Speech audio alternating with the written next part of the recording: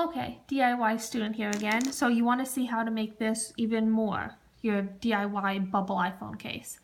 Now either you're watching the full version of this video, in which case there was no pause between, or you're watching just part 2.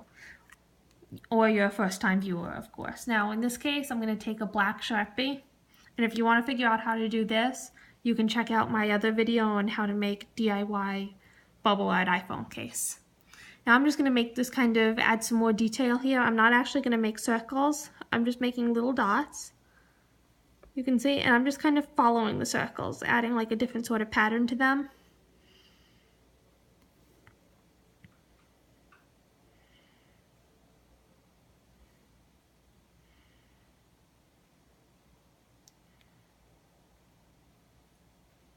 And just kind of do whatever you want here. Add little circles. You can see it's just adding some more. If you want, you could add another layer of color in there too. You can also do these little dots in any color you want. They don't have to be black. I just like the idea of these dots being a different color from the circles because I think it looks kind of cool. Now notice I'm kind of following the circles that are already laid out. I'm not following them exactly, but using them a little bit as a pattern. I think it just makes them look like they go together a little bit more.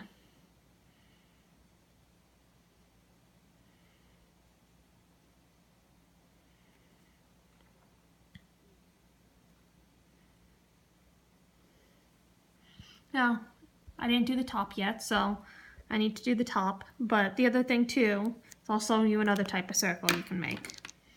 You can use your colored Sharpie, so I got blue here. And you can make dot circles instead, like this. So you can see instead of doing a line there, I made a circle using little dots. So now I'll take another color, and I'll go in and I'll do the same thing. And another color. Now considering this is a small area, that's as many as I'm going to get in there. But you can see right there, there's a little tiny dot circle. Now I'll just finish up using my black to add some more detail, and it'll be done. You can also use the black between circles that you feel are too close together. The black makes it look like there's more room between them than there actually is, which is kind of a nice effect.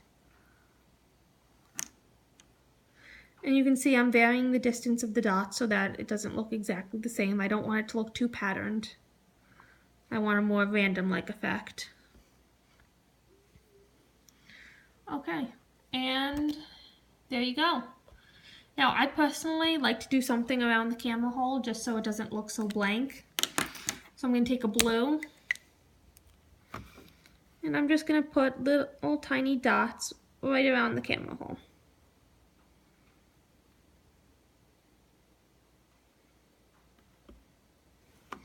And I just think it makes it look not quite so lonely.